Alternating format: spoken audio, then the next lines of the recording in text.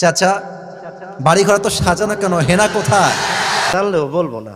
আমি কি দিয়ে কি বুঝাইতে চাই আপনারা একটু খেয়াল করে। একদিন সময় আসবে তোমার জীবনে, হয়তো তুমি এসে বলবা চাচা বাড়ি ঘর তো সাজানো কেন, হেনা কোথায়? আর চাচা বলবে বাবা হেনার তো বিয়ে হয়ে গেছে, তুমি বাস খাও, তুমি গাঞ্জা খেয়ে ঘুরে বেড়াও। বলেন কি? আমি বিশ্বাস করি না। চাচা হেনা কোথায়? বাড়ি ঘর এত সাজানো কেন, আর হেনা কোথায়? হেনাকে তুমি ভুলে যাও। ভুলে যাব? হ্যাঁ বাবা, আমি বিশ্বাস করি না, আমি বিশ্বাস করি না।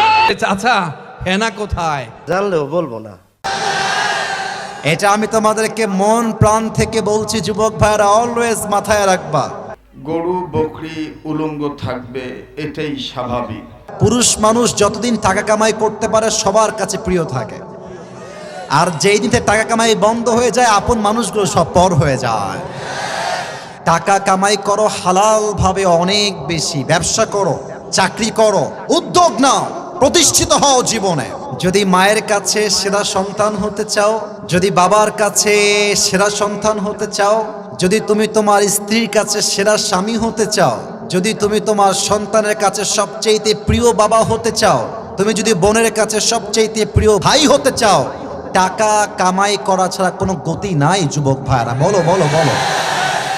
जब जेब में पैसा होता है तो पराए भी अपने हो जाते हैं, और जब जेब में पैसा नहीं होता तो अपने भी पराए हो जाते हैं।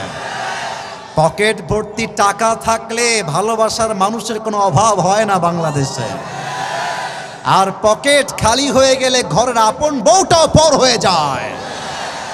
এজন্য আমি মাঝে মাঝে বলি, जब जेब में हो पैसे तो लोग पूछते हैं तुम हो कैसे, और जब तुम हो जाओगे कंगाल कोई पूछने नहीं आएगा तुम्हारा हाल।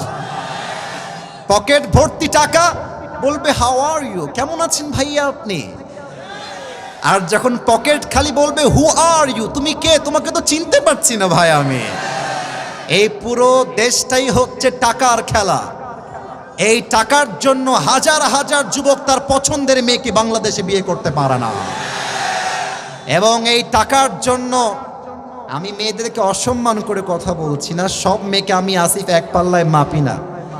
অনেক মেয়ে টাকা দেখলে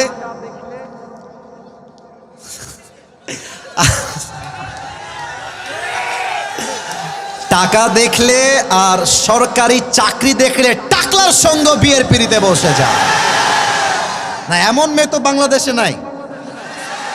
আরে নাই, আরে নাই রে ভাই। থাকলে আল্লাহ হেদায়েত দান করুক, পড়েন সবাই আমিন। এজন্য আমি বলি, পকেট শূন্য থাকা অবস্থায় যে আমাকে হালাল ভাবে বিয়ে করতে চাইবে সেই তো আমার ভালোবাসা পাওয়ার যোগ্যতা রাখে, আর যে আমাকে প্রতিষ্ঠিত হওয়ার পরে চাইবে বুঝতে হবে সে আমাকে ভালোবাসে নাই, সে আমার অবস্থানকে ভালোবেসেছে। আল্লাহ যুবক ভাইদেরকে হালাল ভাবে বেশি বেশি ইনকাম করার তৌফিক দান করুক, পড়েন সবাই আমিন।